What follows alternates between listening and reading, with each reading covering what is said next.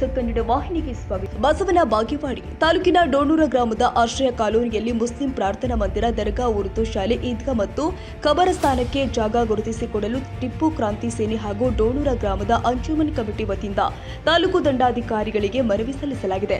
ಈ ಸಂದರ್ಭದಲ್ಲಿ ಟಿಪ್ಪು ಕ್ರಾಂತಿ ಸೇನೆಯ ಉತ್ತರ ಕರ್ನಾಟಕ ಅಧ್ಯಕ್ಷ ಕಾಜಂಬರ ನದಾಫ್ ಮಾತನಾಡಿ, ಡೋಣೂರ ಗ್ರಾಮದ ಆಶ್ರಯ ಕಾಲೋನಿಯಲ್ಲಿ ಮುಸ್ಲಿಂ ಸಮುದಾಯದ ಪ್ರಾರ್ಥನಾ ಮಂದಿರ, ದರ್ಗಾ, ಉರ್ದು ಶಾಲೆ, ಈದ್ಗಾ ಮತ್ತು ಕಬರಸ್ಥಾನಕ್ಕೆ ಜಾಗ ಗುರುತಿಸಿಕೊಡಬೇಕು ಎಂದು ತಾಲೂಕು ದಂಡಾಧಿಕಾರಿಗಳಲ್ಲಿ ಮನವಿ ಮಾಡಿದ್ದಾರೆ.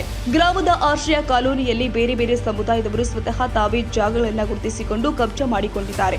ಹಾಗಾಗಿ ನಮ್ಮ ಸಮುದಾಯ ಸ್ವತಃ ಜಾಗ ಗುರುತಿಸಲು ಹೋದಲ್ಲಿ ಸಮಸ್ಯೆಯಾಗುವ ಸಂಭವ ಇರೋದ್ರಿಂದ ತಾಲೂಕು ದಂಡಾಧಿಕಾರಿಗಳು ಮುಸ್ಲಿಂ ಸಮಾಜಕ್ಕೆ ಜಾಗ ಗುರುತಿಸಿಕೊಡುವ ಮೂಲಕ ಸಮಾಜಕ್ಕೆ ಅನುಕೂಲ ಕಲ್ಪಿಸಬೇಕು ಅಂತ ಅವರು ಹೇಳಿದ್ದಾರೆ.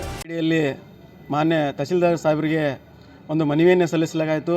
ಆ ಮನವಿ ಉದ್ದೇಶ ಇಷ್ಟೇ: ಟಿಪ್ಪು ಕ್ರಾಂತಿ ಸೇನೆ ವತಿಯಿಂದ ಹಾಗೂ ಅಂಜುಮನ್ ಕಮಿಟಿ ವತಿಯಿಂದ ಏನು ಡೋಣೂರು ಮುಳುಗಡೆ ಗ್ರಾಮ ಆಗಿದೆ, ಆ ಹೊಸೂರನ್ನು ಆಗಿದೆ. ಆ ಹೊಸೂರಲ್ಲಿ ಅಲ್ಪಸಂಖ್ಯಾತ ಧಾರ್ಮಿಕ ಸ್ಥಳಗಳನ್ನು ಇಲ್ಲಿವರೆಗೆ ಮಾನ್ಯ ತಹಸೀಲ್ದಾರ್ ಸಾಹೇಬರು ಗುರುತಿಸಿಕೊಟ್ಟಿಲ್ಲ.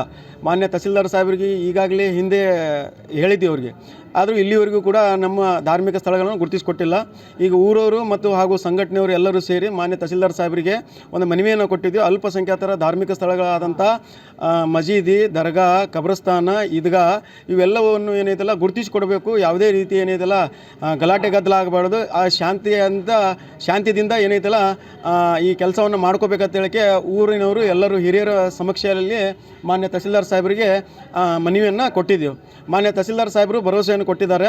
ಆದಷ್ಟು ಶೀಘ್ರದಲ್ಲೇ ನಾವು ಏನೈತಲ್ಲ ನಿಮ್ಮ ಸ್ಥಳಗಳನ್ನು ನಿಮಗೆ ಗುರುತಿಸಿಕೊಡ್ತೀವಿ ಅಂತ ಹೇಳಿಕೆ ಹೇಳಿದ್ದಾರೆ.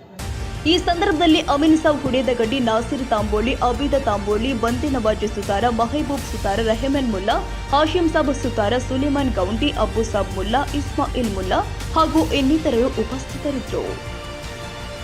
ತಾಜಾ ಸುದ್ದಿಗಾಗಿ ಎಂಟಿವಿ ನ್ಯೂಸ್ 24x7ಗೆ ಸಬ್ಸ್ಕ್ರೈಬ್ ಮಾಡಿ ಮತ್ತು ಬೆಲ್ ಐಕಾನ್ ಅನ್ನು ಒತ್ತಿ. ತಪ್ಪದೇ ಲಿಂಕ್ ಶೇರ್ ಮಾಡಿ.